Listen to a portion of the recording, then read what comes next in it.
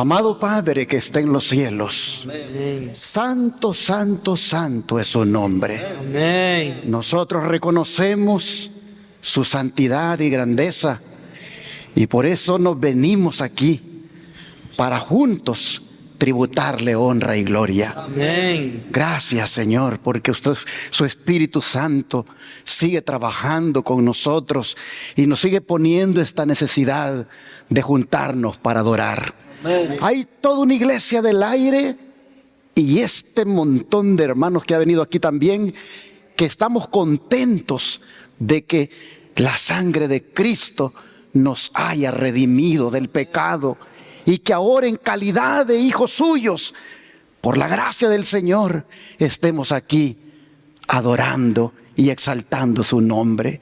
Oh Dios, en esta hora queremos pedirle que usted nos diga qué es lo que viene, cómo debemos prepararnos, cómo debemos estar listos, porque usted nos está diciendo con las señales que están pasando que ya viene por nosotros.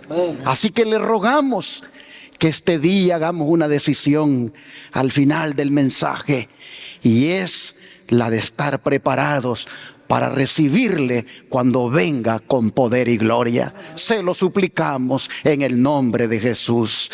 Amén. Este día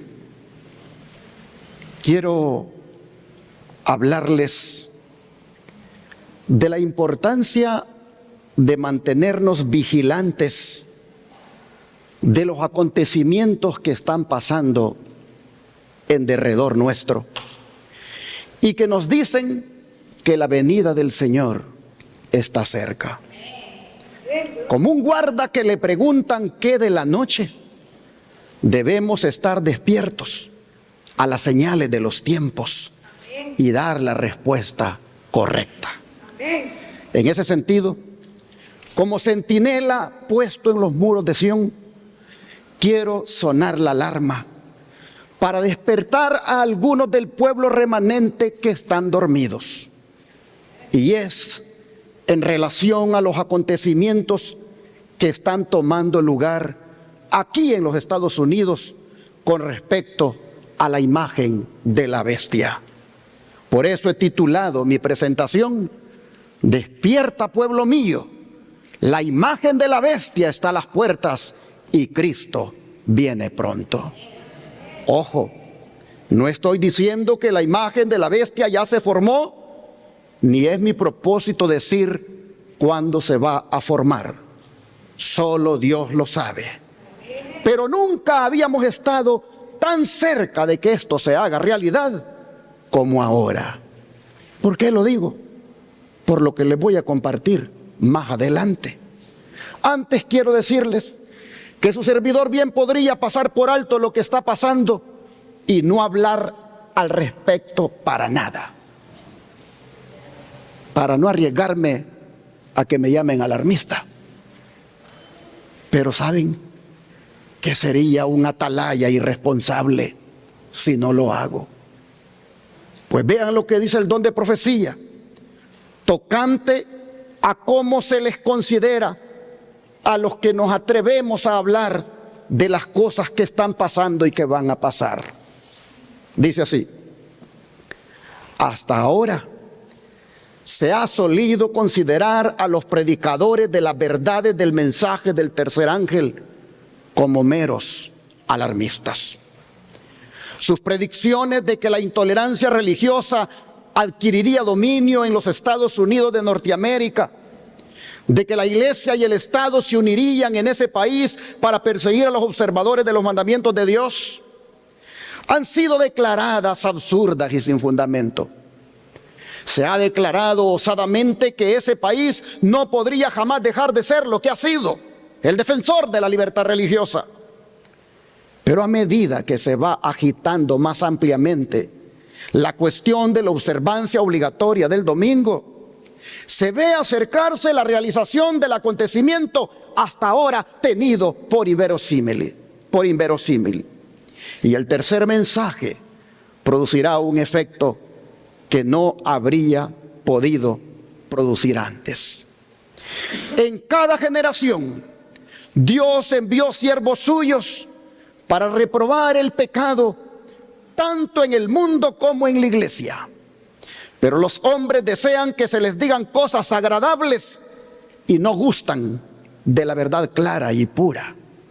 Muchos reformadores, al principiar su obra, resolvieron proceder con gran prudencia al atacar los pecados de la iglesia y de la nación. Esperaban que mediante el ejemplo de una vida cristiana y pura, llevarían de nuevo al pueblo a la doctrina de la Biblia. Pero el Espíritu de Dios vino sobre ellos, como había venido sobre Elías, impeliéndole a censurar los pecados de un rey malvado y de un pueblo apóstata. No pudieron dejar de proclamar las declaraciones terminantes de la Biblia que habían titubeado en presentar. Se vieron forzados a declarar diligentemente la verdad y señalar los peligros que amenazaban a las almas. Sin temer las consecuencias, pronunciaban las palabras que el Señor les ponía en la boca, y el pueblo se veía constreñido a oír la amonestación. Así esto ha sido revelado en El conflicto de los siglos, página 591. Hermanos y hermanas, no se baja de alarmistas a los que aparecen con mensajes tocante a lo que está sucediendo. Sin embargo, de eso se trata cuando el Señor comisiona a un siervo para ser atalaya del pueblo, de dar la alarma. Así que, siguiendo el ejemplo de los reformadores que aquí son mencionados, vamos a hacer este día la labor que hizo el profeta Isaías. Abramos la Biblia en Isaías 21, versículos 11 y 12.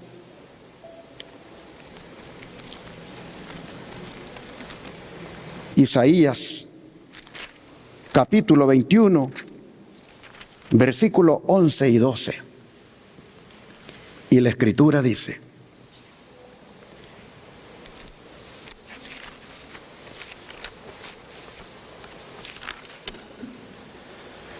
profecía sobre Duma,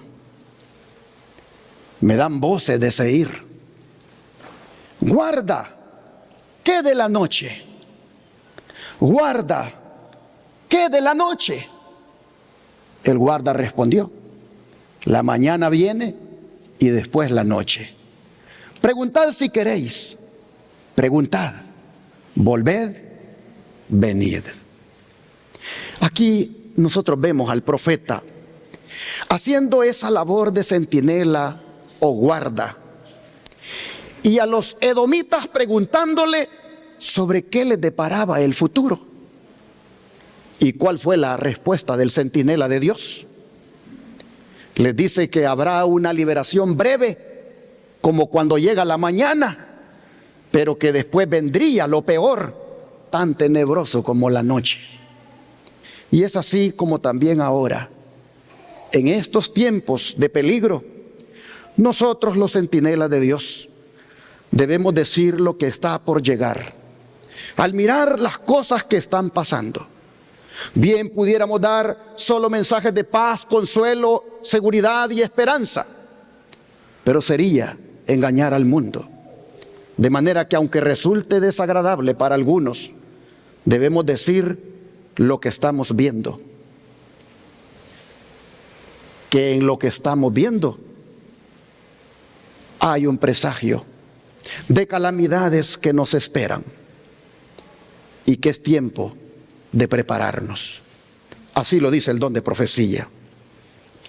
La voz del centinela verdadero debe escucharse a lo largo de todo el frente. La mañana viene y después la noche. La trompeta debe hacerse resonar con notas certeras, porque estamos en el gran día de la preparación del Señor. ¿En qué día estamos, hermanos? En el gran día de la preparación del Señor. Así lo dice Mensajes Selectos, tomo 2, página 436. Y ante una, digámoslo así, actividad o preparación, la alarma, la trompeta se debe sonar. Debemos, dice, estar preparados y a la espera de las órdenes de Dios. Naciones enteras serán conmovidas hasta su propio centro. Se retirará el apoyo a los que proclaman la única norma de justicia de Dios, la única prueba segura del carácter. ¿Cuál es esa? ¿Cuál es esa norma de justicia de Dios? La única prueba segura del carácter. ¿Cuál es esa, hermanos? La santa ley de Dios. Y todos los que no accedan a lo decretado por los concilios nacionales y obedezcan las leyes nacionales para exaltar el día de reposo instituido por el hombre de pecado, deshonrando el santo día de Dios, sentirán no solo el poder opresivo del papado, sino el del mundo protestante, como es la imagen de la bestia. Mensajes Selectos, tomo 3, página 440. Oh, hermanos, nosotros no tenemos idea de cómo las cosas se van a poner, y hay veces que ni siquiera queremos saberlas. Sin embargo, en una iglesia como esta, aquí la trompeta se está sonando constantemente. Aquí se está dando el sonido certero seguido. Aquí apenas miramos un movimiento que va a atentar contra la libertad religiosa. Aquí lo hacemos saber al pueblo. Y como usted puede ver, dice que la trompeta debe hacerse resonar con notas certeras, porque estamos en el gran día de la preparación del Señor. Nos estamos preparando, mis hermanos. Muy pronto, dice, el poder opresivo del papado, como también del mundo protestante, el cual es la imagen de la bestia, va a venir para hacerle daño al pueblo de Dios. Y nosotros tenemos que estar advertidos y preparándonos en todos los aspectos, tanto espiritual como material. El don de profecía sigue diciendo: el Señor viene pronto. ¿Cuándo viene el Señor? Pronto. Los centinelas que están sobre los muros de Sión reciben la orden de despertar para asumir las responsabilidades que Dios les ha impuesto. Dios llama a centinelas que en el poder del Espíritu darán al mundo el último mensaje de advertencia y le dirán qué hora es de la noche. Quiere a centinelas que despierten a los hombres y mujeres de su letargo, no sea que se duerman en el sueño de la muerte. Hoy los testimonios, tomo 3, página 279. El propósito de este mensaje, no solo, hermano, hermana, es advertirte, sino también de que te despiertes. Pero volviendo a los edomitas, ¿por qué le preguntaron ellos al profeta sobre lo que venía? Porque él, como fiel centinela, estaba apostado sobre los muros de Sión y él conocía los eventos concernientes a los edomitas. Y nosotros, pueblo remanente de Dios, ¿no nos ha puesto el Señor también como sus vigías sobre los muros de Sión?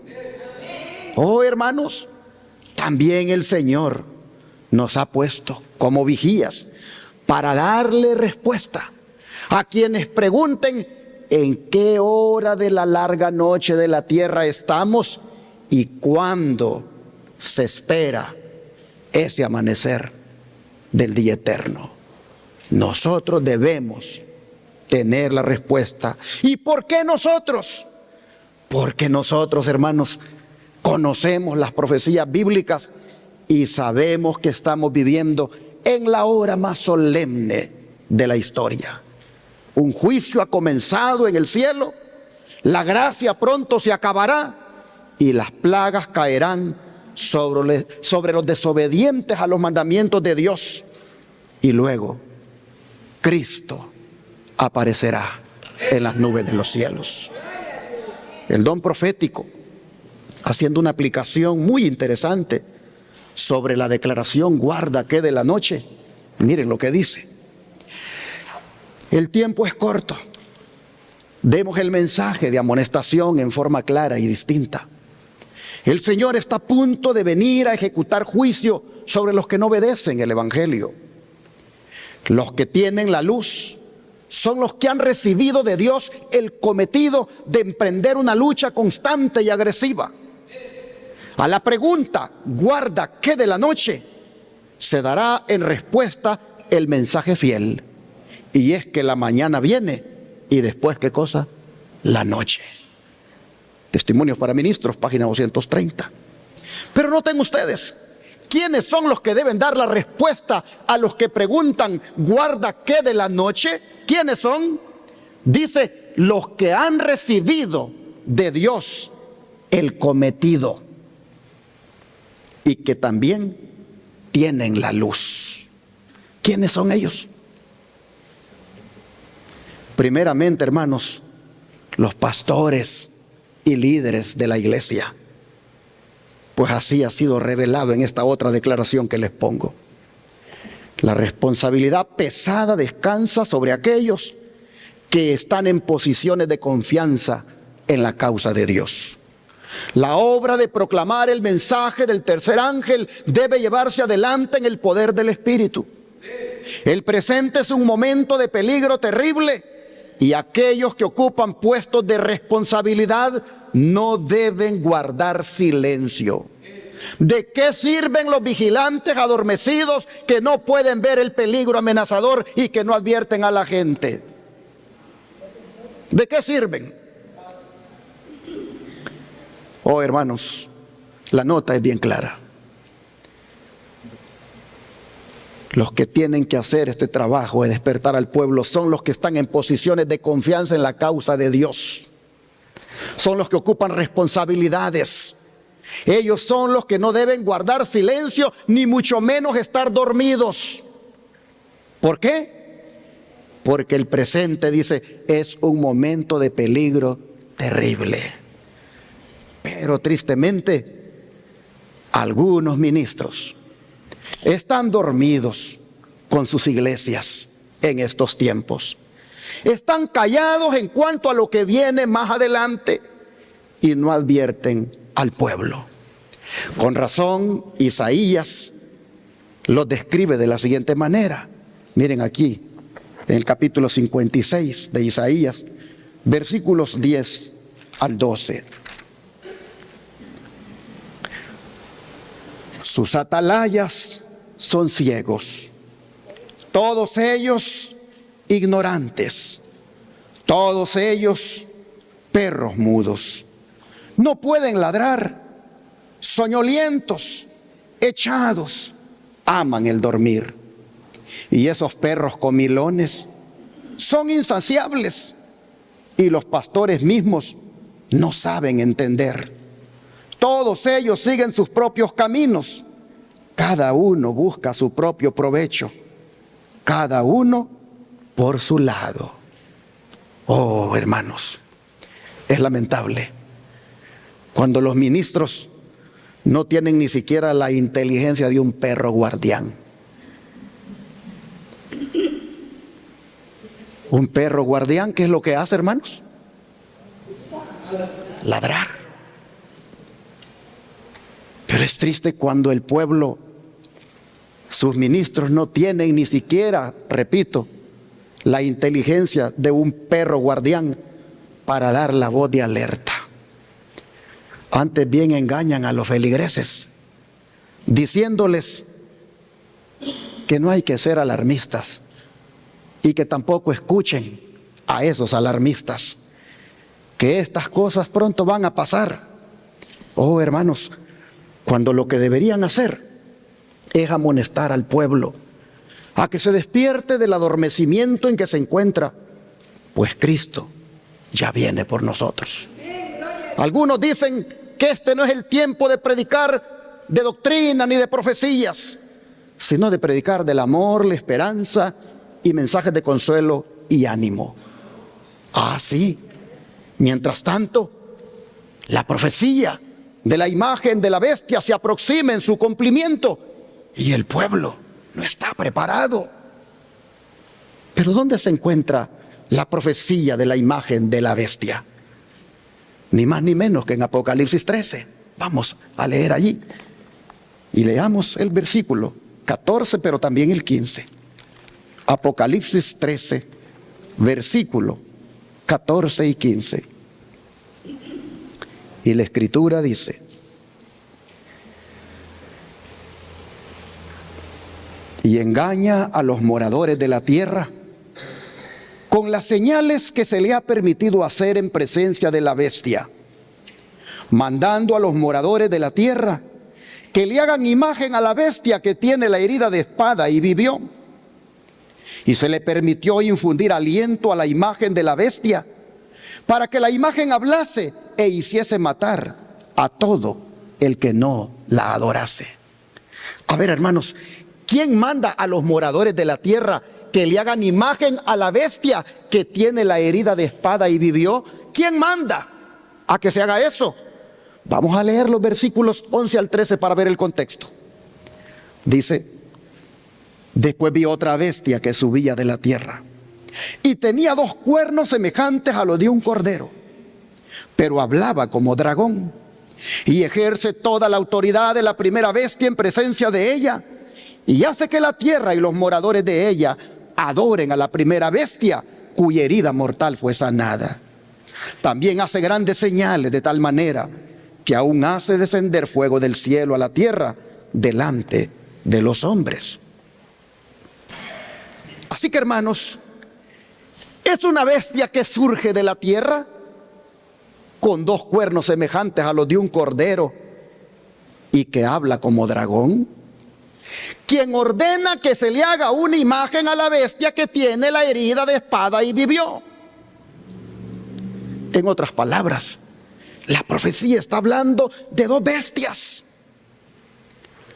Pero si la bestia de 2 cuernos surge de la tierra, ¿de dónde surge la otra que tiene la herida de espada y vivió? Vamos a leer los versículos 1 al 4 de este mismo capítulo para ver el contexto.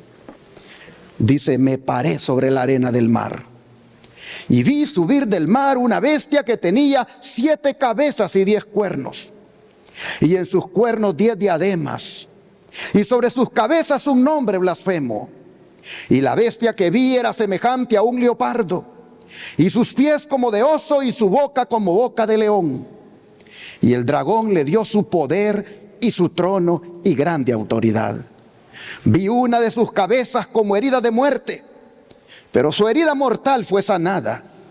Y se maravilló toda la tierra en pos de la bestia, y adoraron al dragón que había dado autoridad a la bestia, y adoraron a la bestia diciendo: ¿quién como la bestia? ¿Y quién podrá luchar contra ella? Sigamos leyendo, hermanos, hasta el verso 10. También se le dio boca que hablaba grandes cosas y blasfemias a esta bestia, y se le dio autoridad para actuar 42 meses. Y abrió su boca en blasfemias contra Dios, para blasfemar de su nombre, de su tabernáculo y de los que moran en el cielo. Y se le permitió hacer guerra contra los santos y vencerlos. También se le dio autoridad sobre toda tribu, pueblo, lengua y nación. Y la adoraron todos los moradores de la tierra, cuyos nombres no estaban escritos en el libro de la vida del Cordero, que fue inmolado desde el principio del mundo. Si alguno tiene oído, oiga. Si alguno lleva en cautividad, va en cautividad. Si alguno mata a espada debe ser muerto. Aquí está la paciencia de los santos. Interesante, hermanos.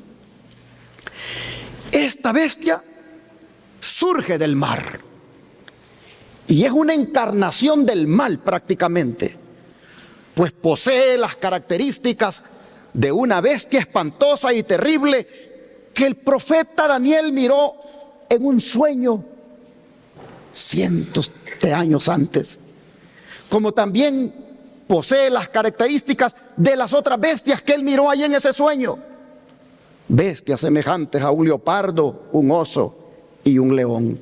Así que tendremos aquí la profecía de Daniel 7 en una forma ampliada. Sin duda que sí. Oh, pero el hecho de que surja del mar, lo que nos indica es que surge de entre muchos pueblos, muchedumbres y naciones y lenguas, pues eso representan las muchas aguas del mar en la profecía bíblica. Miremoslo en Apocalipsis 17, versículo 1 y el verso 15. Apocalipsis 17, versículo 1 y el verso 15. Vino entonces uno de los 7 ángeles que tenían las 7 copas y habló conmigo diciéndome: ven acá y te mostraré la sentencia contra la gran ramera, la que está sentada sobre muchas aguas. Ahora el 15 dice: me dijo también: las aguas que has visto, donde la ramera se sienta, son pueblos, muchedumbres, naciones y lenguas. Pero hermanos y hermanas, si las muchas aguas del mar representan en este caso los muchos pueblos de donde surge esta bestia que fue herida en una de sus cabezas, ¿qué entonces representa la tierra de donde surge la bestia de 2 cuernos? Sin duda debe representar lo opuesto a las muchedumbres, pueblos y lenguas, es decir, un lugar escasamente poblado, desierto en comparación a las muchedumbres mencionadas. Pero, ¿qué representan estas 2 bestias en la profecía? Las bestias en la profecía bíblica siempre están relacionadas con poderes, con reyes, con naciones o con reinos. Así se le fue revelado al profeta Daniel. Vamos a Daniel 7 para mirarlo. Daniel 7, versículos 1 en adelante. Daniel 7, versículos 1 al 7. Dice: en el primer año de Belsasar, rey de Babilonia, tuvo Daniel un sueño y visiones de su cabeza mientras estaba en su lecho. Luego escribió el sueño y relató lo principal del asunto. Daniel dijo: miraba yo en mi visión de noche, y he aquí que los 4 vientos del cielo combatían en el gran mar, y 4 bestias grandes, diferentes la una de la otra, subían del mar. La primera era como león y tenía alas de águila. Yo estaba mirando hasta que sus alas fueron arrancadas, y fue levantada del suelo y se puso en yesta sobre los pies a manera de hombre, y le fue dado corazón de hombre. Y he aquí otra segunda bestia semejante a un oso, la cual se alzaba de un costado más que del otro, y tenía en su boca 3 costillas entre los dientes, y le fue dicho así: levántate, devora mucha carne. Después de esto miré, y he aquí otra semejante a un leopardo, con 4 alas de ave en sus espaldas. Tenía también esta bestia 4 cabezas, y le fue dado dominio. Después de esto miraba yo en las visiones de la noche, y he aquí la 4ª bestia espantosa y terrible, y en gran manera fuerte, la cual tenía unos dientes grandes de hierro. Devoraba y desmenuzaba, y las sobras hollaba con sus pies, y era muy diferente de todas las bestias que vi antes de ella, y tenía 10 cuernos. Ahora mire el versículo 17. Dice: estas 4 grandes bestias son 4 reyes que se levantarán en la tierra. Ahora mire el verso 23. Dijo así: la 4ª bestia será un cuarto reino en la tierra, el cual será diferente de todos los otros reinos, y a toda la tierra devorará, trillará y despedazará. Como ustedes pueden ver, el término bestia es aplicado indistintamente al rey o líder gobernante, como también al reino o nación que gobierna este personaje llamado rey o líder gobernante. De manera, hermanos y hermanas, que lo que necesitamos es identificar a la bestia que sube del mar, como también a la bestia de dos cuernos. Necesitamos saber quiénes son, y en esto el don de profecía nos ayuda. Pues dice lo siguiente: en el capítulo 13, versículos 1 al 10, se describe otra bestia parecida a un leopardo, a la cual el dragón dio su poder y su trono y grande autoridad. Este símbolo, como lo han creído la mayoría de los protestantes, representa ¿a quién? Al papado, el cual heredó el poder y la autoridad del antiguo imperio romano. Se dice de la bestia parecida a un leopardo que le fue dada una boca que hablaba grandes cosas y blasfemias, y que abrió su boca para decir blasfemias contra Dios, para blasfemar su nombre y su tabernáculo y a los que habitan en el cielo. Y le fue permitido hacer guerra contra los santos y vencerlos. Y le fue dada autoridad sobre toda tribu y pueblo y lengua y nación. Esta profecía, que es casi la misma que la descripción del cuerno pequeño en Daniel 7, se refiere sin duda al papado. Conflicto de los siglos, página 434. Así que tenemos entonces que la bestia que sube del mar es el papado, a quien el dragón, símbolo de Satanás y de la Roma pagana, le ha dado su silla o poder para que gobierne. Pero ahora veamos quién es la otra bestia, la que ordena que se le haga una imagen al papado. El don de profecía sigue diciendo: pero la bestia con cuernos semejantes a los de un cordero subía de la tierra, en lugar de derribar a otras potencias para establecerse la nación así representada. Debe subir en territorio hasta entonces desocupado y crecer gradual y pacíficamente. No podía pues subir entre las naciones populosas y belicosas del viejo mundo, como es Europa, de donde el papado surgió. Ese mar turbulento de pueblos, dice, y muchedumbres y naciones y lenguas. Esta otra bestia, la que es semejante a dos cuernos, que tiene dos cuernos, hay que buscarla en el continente occidental. ¿Cuál era, dice en 1798, la nación del Nuevo Mundo cuyo poder estuviera entonces desarrollándose de modo que se anunciara como nación fuerte y grande, capaz de llamar la atención del mundo? La aplicación del símbolo, dice, no admite duda alguna. Una nación, y solo una, responde a los datos y rasgos característicos de esta profecía. No hay duda de que se trata aquí de los Estados Unidos de Norteamérica. Conflicto de los siglos, página 435. Así el don de profecía ha identificado a la segunda bestia como los Estados Unidos de América. Pero si ustedes se fijaron, el mensaje profético dice que hay una contradicción en este poder. Porque dice que tiene cuernos de cordero, pero habla como dragón. ¿Y qué significa eso? Vamos al don de profecía. Los cuernos, dice, como de cordero, y la voz de dragón del símbolo indican una extraña contradicción entre lo que profesa ser y lo que practica así la nación representada.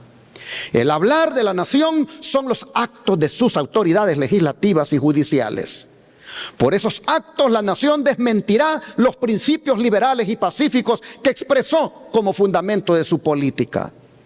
La predicción de que hablará como dragón y ejercerá toda la autoridad de la primera bestia anuncia claramente el desarrollo del espíritu de intolerancia y persecución, de que tantas pruebas dieran las naciones representadas por el dragón y la bestia semejante al leopardo.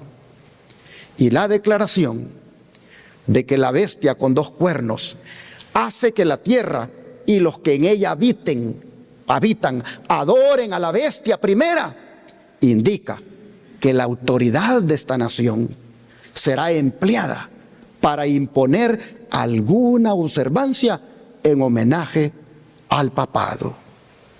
Conflicto de los Siglos, página 437. Así que, ¿cómo es que esta nación habla como dragón? Por los actos legislativos que en el momento que se requiere salen del Congreso o del Senado y que van a ser empleados dichos actos legislativos para imponer alguna observancia en homenaje al papado. Pero ¿cómo es que va a suceder eso? ¿Cómo es que eso se va a dar? Sigamos leyendo el don profético. Dice así: semejante actitud sería abiertamente contraria a los principios de este gobierno, al genio de sus instituciones libres, a los claros y solemnes reconocimientos contenidos en la Declaración de la Independencia y contrarios finalmente a la Constitución. Los fundadores de la nación procuraron con acierto que la Iglesia no pudiera hacer uso del poder civil, con los consabidos e inevitables resultados como son la intolerancia y la persecución. La Constitución garantiza que el Congreso no legislará con respecto al establecimiento de una religión ni prohibirá el libre ejercicio de ella, y que ninguna manifestación religiosa será jamás requerida como condición de aptitud para ninguna función o cargo público en los Estados Unidos. Solo en flagrante violación de esta garantía de la libertad de la nación es como se puede imponer por la autoridad civil la observancia de cualquier deber religioso. Pero la inconsecuencia de tal procedimiento no es mayor que lo representado por el símbolo, pues es la bestia con cuernos semejantes a los de un cordero, que profesa ser pura, mansa, inofensiva y que habla como un dragón. Pues dice a los que habitan sobre la tierra que hagan una imagen de la bestia. Aquí tenemos presentada a las claras una forma de gobierno en el cual el poder legislativo descansa en el pueblo, y ello prueba que los Estados Unidos de Norteamérica constituyen la nación señalada por la profecía. ¿Pero qué es la imagen de la bestia? Sigue diciendo: ¿pero qué es la imagen de la bestia y cómo se formará? La imagen es hecha por la bestia de 2 cuernos y es una imagen de la primera bestia. Así que para saber a qué se asemeja la imagen y cómo será formada, debemos estudiar los rasgos característicos de la misma bestia, es decir, el papado. ¿Cómo es que el papado surgió? ¿Cómo es que el papado se convirtió en bestia? Dice que esto fue así cuando la iglesia primitiva se corrompió al apartarse de la sencillez del evangelio y al aceptar costumbres y ritos paganos. Fue entonces cuando perdió el espíritu y el poder de Dios, y para dominar las conciencias buscó el apoyo del poder civil. Y el resultado fue el papado, es decir, una iglesia que dominaba el poder del Estado y se servía de él para promover sus propios fines y especialmente para extirpar la herejía. Para que los Estados Unidos entonces formen una imagen de la bestia, y el poder religioso debe dominar de tal manera al gobierno civil que la autoridad del Estado sea empleada también por la iglesia para cumplir sus fines. Pero siempre que la iglesia alcanzó el poder civil, ¿para qué lo empleó? Para castigar a los que no admitían todas sus doctrinas. Las iglesias protestantes que surgieron, que siguieron las huellas de Roma, al aliarse con los poderes mundanos, manifestaron el mismo deseo de restringir la libertad de conciencia. Ejemplo de esto lo tenemos en la larga persecución de los disidentes por la Iglesia de Inglaterra. Durante los siglos XVI y XVII, miles de ministros no conformistas fueron obligados a abandonar sus iglesias y a muchos pastores y feligreses se les impusieron multas, encarcelamientos, torturas y el martirio. Fue la apostasía lo que indujo a la iglesia primitiva a buscar la ayuda del gobierno civil. Y esto preparó el camino para el desarrollo del papado simbolizado por la bestia. San Pablo lo predijo al anunciar que vendría la apostasía y que sería revelado el hombre de pecado. Ahí en 2 Tesalonicenses 2:3. De modo que la apostasía en la iglesia preparará el camino para la imagen de la bestia. ¿Qué es la imagen de la bestia entonces, hermanos? La unión de la iglesia con el Estado. Pero la iglesia valiéndose del Estado para imponer sus intereses, doctrinas y aún para extirpar a los herejes. Así se formó la bestia en el pasado, cuando esa iglesia primitiva, ahí en Roma, comenzó a aliarse con el poder civil. Así, dice el don profético, también va a ocurrir en los Estados Unidos de América, cuando las iglesias también se alíen con el Estado y se valgan del mismo para hacer lo mismo que hizo la bestia de la Edad Media. Cuando eso suceda, se habrá formado una imagen de aquella bestia llamada el papado. Dice que muchos consideran la gran diversidad de creencias en las iglesias protestantes como prueba terminante de que nunca se va a procurar asegurar una uniformidad forzada. Pero desde hace años, dice, se viene notando entre las iglesias protestantes un poderoso y creciente sentimiento en favor de una unión basada en puntos comunes de doctrina. Y para asegurar tal unión, debe necesariamente evitarse toda discusión de asuntos en los cuales no todos están de acuerdo, por importantes que sean desde el punto de vista bíblico.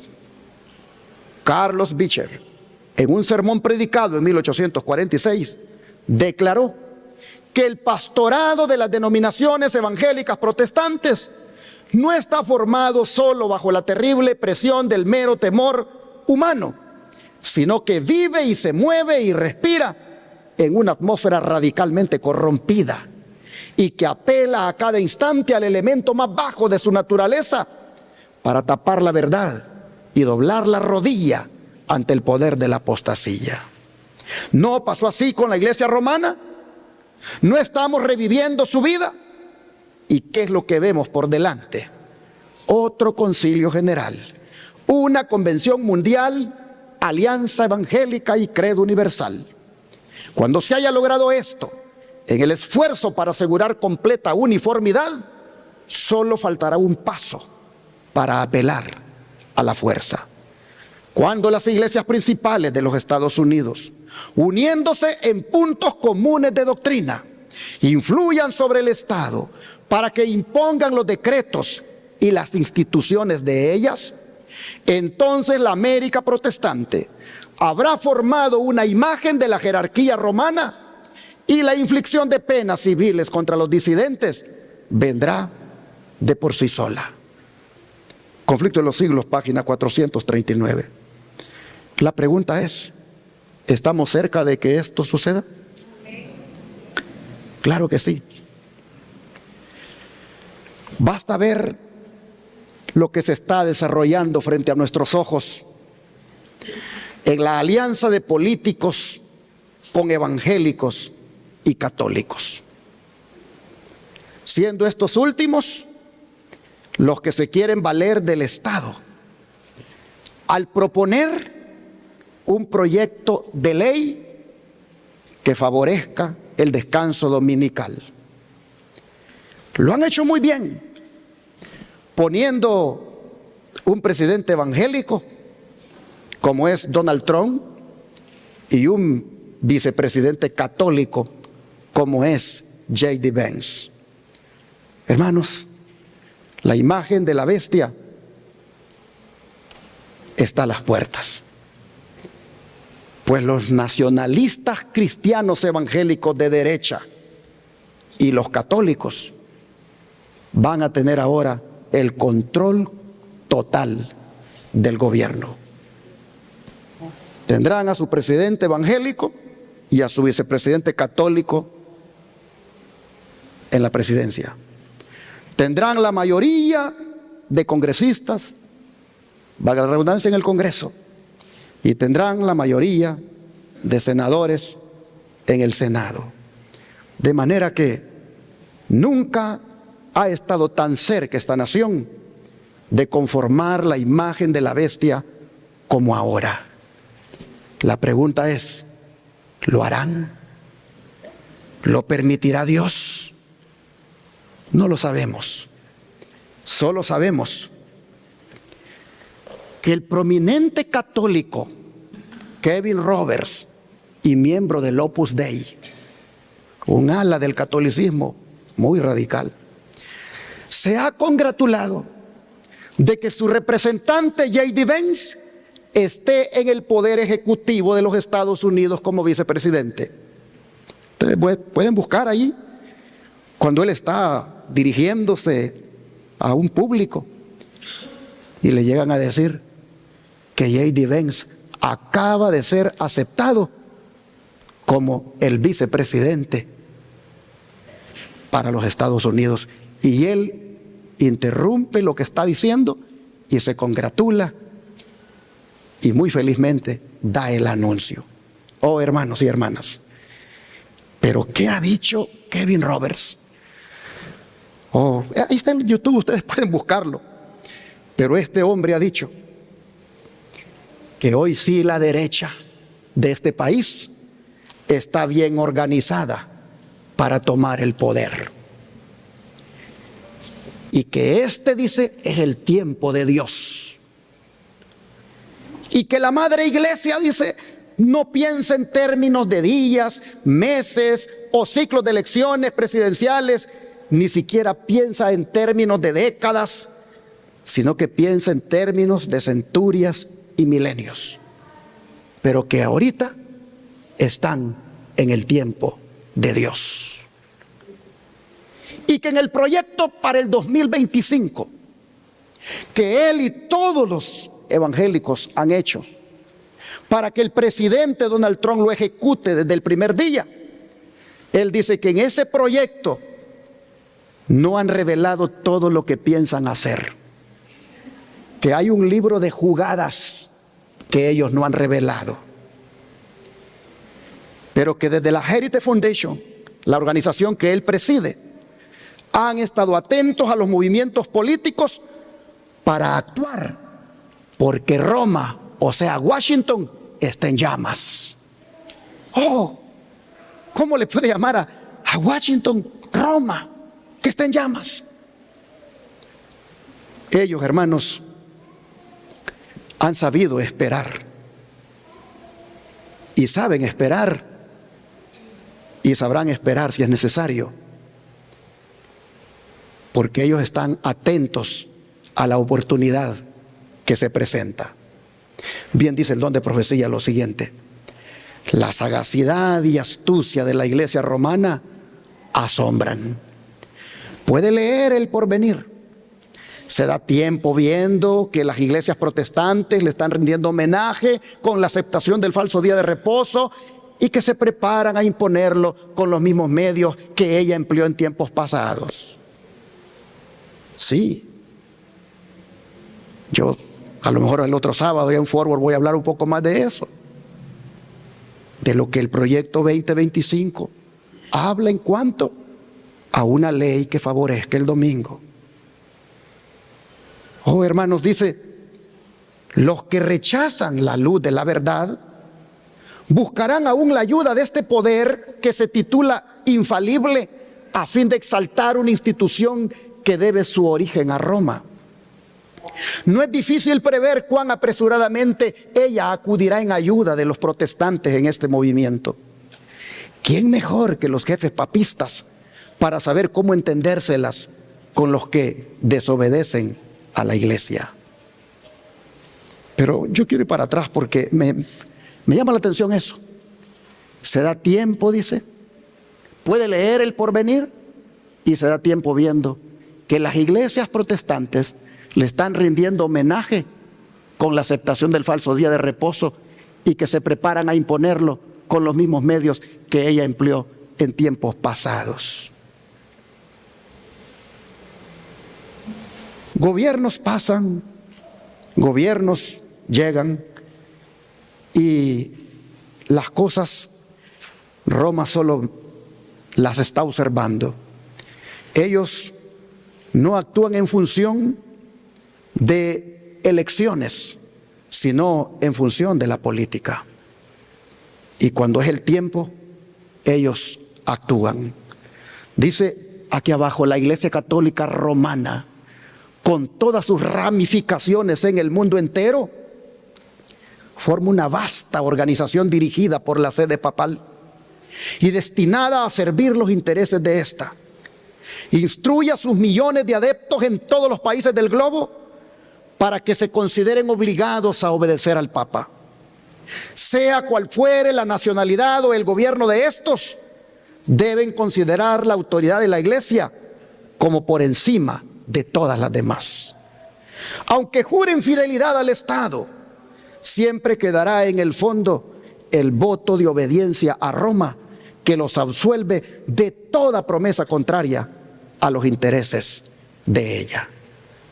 Así, en Conflicto Inminente, página 62, nos hace ver, hermanos y hermanas, que es hora de despertarnos, porque la unión de la Iglesia y el Estado está a las puertas. Pero esto, ¿cómo debemos verlo nosotros? Como una buena noticia, porque Cristo viene pronto. Esto no nos debe llevar a la aflicción, no nos debe llevar al miedo, no nos debe llevar a desesperación, sino al contrario, nos debe llevar a prepararnos, a despertarnos, porque Cristo está a las puertas. Es cierto, la imagen de la bestia está a las puertas ahora más que nunca, pero Cristo también está a las puertas y viene por nosotros. De manera que hay que enfocar nuestra mirada en el Señor, hay que enfocar nuestra mirada, hay que enfocar nuestro pensamiento en la bienaventurada esperanza de la segunda venida de nuestro Señor. Por eso, en Mateo 24, versículo 33, que fue nuestra lectura bíblica, somos exhortados a lo siguiente. Mateo 24, versículo 33, pero vamos a leer también el 32. Dice: de la higuera aprended la parábola. Cuando ya su rama está tierna y brotan las hojas, sabéis que el verano está cerca.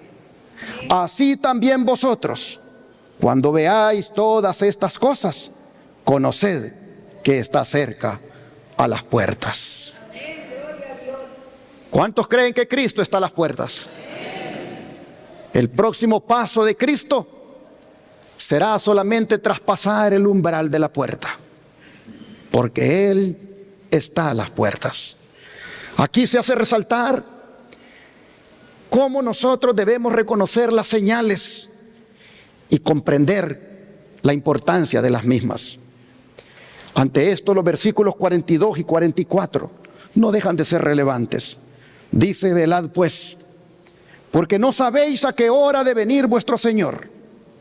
Pero sabed esto, que si el padre de familia supiera a qué hora el ladrón habría de venir, velaría y no dejaría minar su casa. Por tanto, también vosotros estad preparados, porque el Hijo del Hombre vendrá a la hora que no pensáis. Oh, hermanos y hermanas, mientras atendemos las actividades diarias, la crisis se está acercando gradual y furtivamente, dice el don de profecía. De manera que el que espera a Cristo venir por segunda vez debe prepararse para que el Señor lo encuentre listo y se lo lleve con él. Hermanos y hermanas, ¿cómo debemos prepararnos? ¿Cómo debemos prepararnos? Primero, despertándonos. ¿Y cómo debemos despertarnos? Orando más y estudiando las Escrituras y trabajando para el Señor. Y todavía ser vasos limpios para Jehová nuestro Dios. Hermanos y hermanas, si usted es una persona que casi no ora, yo le animo para que busque orar más, busque tener más comunión con el Señor, platique más con el Señor, prepárese por medio de la oración. Si usted es una persona que no lee la Biblia, yo le invito a que tome su Biblia y la estudie diariamente, a que aparte, hermanos y hermanas, un momento para oír a Dios hablar a través de la palabra. Le animo a que lo haga, porque esa es la manera como un pueblo se puede despertar. Esa es la manera como un creyente puede estar despierto para la venida del Señor. Pero también le animo a que se ponga a trabajar para Dios. Hay una gran obra que hacer. Tenemos que advertir al mundo sobre las cosas que han de llegar y que están a las puertas, pero que al mismo tiempo anuncian que también Jesús está a las puertas. Debemos predicar, debemos ver cómo nos involucramos en esto de la predicación. Hermanos y hermanas, hay una gran obra que hacer. Gracias a Dios que la estamos haciendo por la televisión y la radio. Gracias a Dios que la estamos haciendo con el Ministerio Médico Misionero de Shepherd, porque ahí nos llegan personas de diferentes credos. En este momento, en el grupo que tenemos atendiendo, que son 13 personas, allí hay personas que cuando se pararon dijeron: soy católica. Otro dijo: soy de la Iglesia de Dios del Séptimo Día. Otro dijo: soy de otra religión. Hermanos, allí nos llegan personas de diferentes credos, y esa es una oportunidad que Dios nos ha dado para darles el mensaje. Oh, hermanos, hay uno allí que es pastor evangélico. Cuando se paró y dio el nombre y dijo de dónde venía, viene de Chicago. Yo volteé a ver y le dije: usted no es, le dije yo, el pastor, no le dije el pastor, usted no es de la iglesia a la que yo fui a predicar hace varios años. Y me dijo: sí, porque él tiene una iglesia, pero se la rentaba a unos adventistas de sostén propio que me invitaron a predicar. Y allí lo conocí hace varios años y platicamos. Y nunca pensé que él iba a venir a nuestro centro de estilo de vida para ser atendido con los remedios de Dios. Así que ahí está el pastor evangélico, me ayuda a predicar cuando yo estoy en las mañanas, me pide la palabra y mete también ahí algo para animar a los enfermos. Ahí está, hermanos, un pastor evangélico. Cuando presenté la causa de la enfermedad y expuse que la causa de la enfermedad es el pecado y que este consiste en la violación de las leyes de Dios, y mostré cómo en el mandamiento número 4 es donde más el mundo pisotea la ley de Dios, él como pastor evangélico se quedaba mirando. Hermanos y hermanas, por la gracia de Dios, con ese ministerio médico misionero estamos trabajando para el Señor. Pero también, hermanos, hay que hablarle a los vecinos, hay que hablarle a los compañeros de trabajo, hay que tocar puertas, hay que andar maltratados, hay que hacer la obra, hermanos, porque el tiempo se acaba. El pueblo de Dios debe prepararse, número 1, orando, número 2, estudiando, y número 3, trabajando para Cristo. Pero le dije la otra, la número 4, siendo también vasos consagrados, vasos limpios para Jehová nuestro Dios. Y esto no es otra cosa que dejar, hermanos, las impurezas, dejar la doble vida, dejar la mundanalidad. Esto no es otra cosa que ser consagrados cada día solo para el Señor. Yo le quisiera invitar, hermano, hermana, a que usted se despierte y haga esto que le digo, porque solamente así estará listo para la venida de Cristo. Le quiero preguntar, y que Cristo lo oiga: ¿cuántos quieren que el Señor les ayude a prepararse para su segunda venida, orando, estudiando y trabajando para Cristo? Que Dios bendiga a su pueblo y también bendiga su palabra.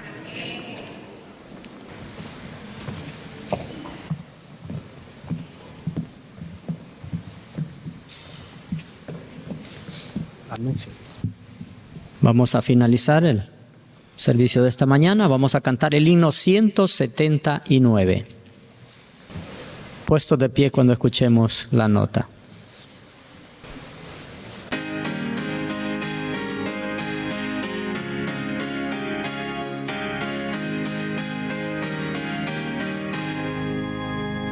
Has oído el mensaje del regreso del Señor, la trompeta de la noche sonará.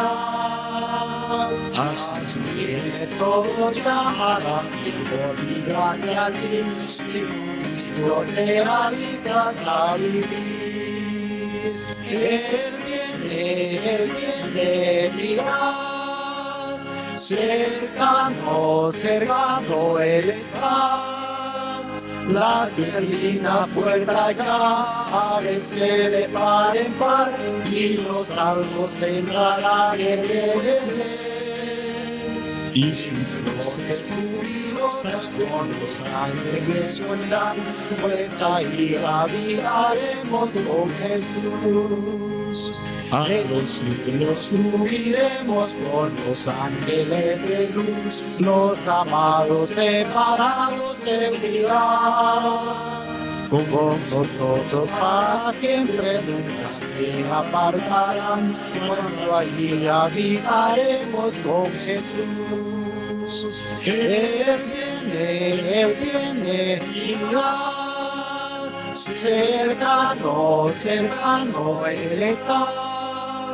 Las berlinas puertas ya ábrense de par en par y los salvos entrarán en el Edén.